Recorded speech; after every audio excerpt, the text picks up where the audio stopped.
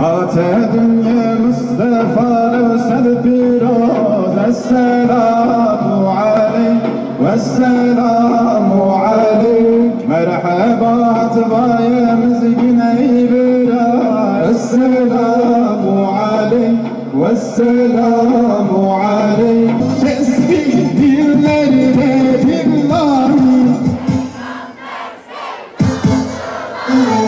tesbih dillerine vallahi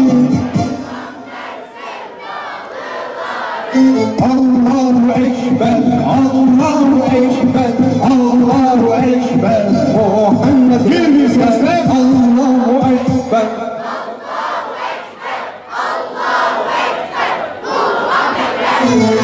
Allahu Ekber, Allahu Ekber, Allahu Ekber Muhammed rehber Merhaba yar, merhaba. Ya Muhammed, sana kurbandır canım. Yoluna feda damarlarında gezen her damla kanım. Sensizlik sancında bak ihvanım. İhanet çemberinde dört yanım. Paramparçadır ümmet, paramparçadır uvvet. Kalmadı dirliğimiz gitti. Tılsımlı vahdet. Ya Muhammed, ey kardeşlik peygamberi. Türkiye'deki öteki kardeşlerimize, öteki vakıflara, öteki derneklere, öteki cemaatlara, herkese sesleniyorum. Takvimi önümüze alalım. Peygamberden bahsetmek için bahane arayalım.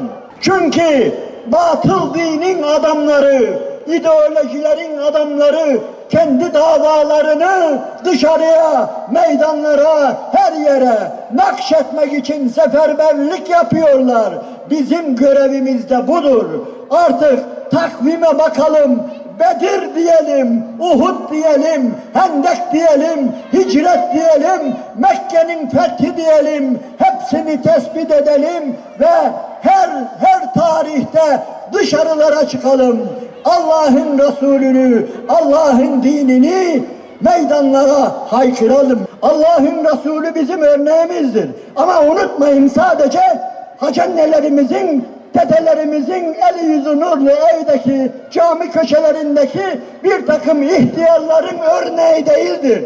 Ama eğer bir general, bir komutan, eğer bir devlet başkanı, eğer bir vali, bir kaymakam, eğer bir savcı, eğer bir hakim Hz. Muhammed'i örnek alırsa bu ülkenin kehresi değişir. Değişmez mi? Bacılar, Allah size bir görev vermiş.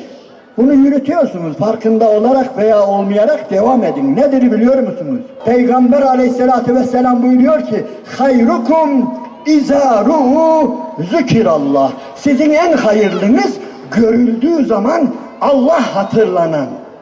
Görülür görülmez Allah hatırlatıyorsa işte o sizin en hayırlınız buyuruyor. Siz bu görevi sadece tesettürünüzle, güzel örtünüzle yapıyorsunuz ha. Onun için arada sırada belki yanlış anlamayın. Çıkın. Dışarı çıkın. Şu caddelere çıkın. Şu kapitalist dünyada emperyalizmden, kapitalizmden başka bir şey göremediğimiz şu caddelerde Allah için yürüyün bacım. Güzel örtüsüne bürünen bacım. Çıkın, yürüyün. Ne olacak? Sizi gören vallahi Allah'ı hatırlayacaktır. Muhterem kardeşlerim, birileri eğer adalet hususunda örnek olmak istiyorsa sadece adil olun demekle değil, bizzat bunu göstermekle yükümlüdür. Irkçılık konusunda ayaklarının altına aldığını göstermek için yani bizzat uygulama lazım.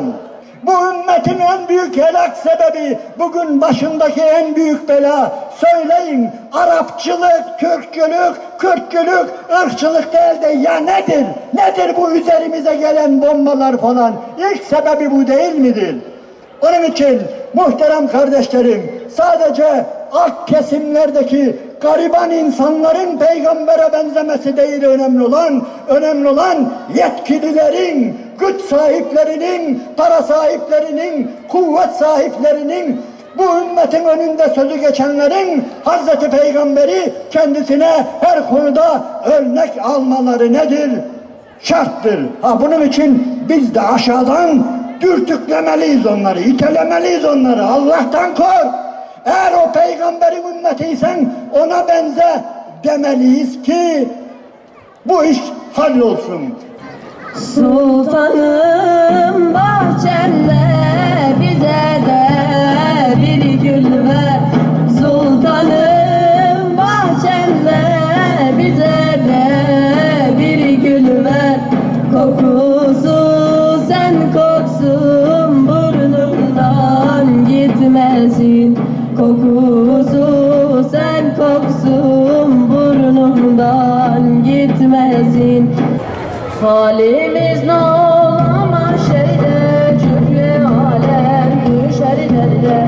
Halimiz ne olama şeyde, cümle alem düşer derde. O dar günde seni nerede bulayım ya Resulullah. O dar günde seni nerede bulayım ya Resulallah. Selam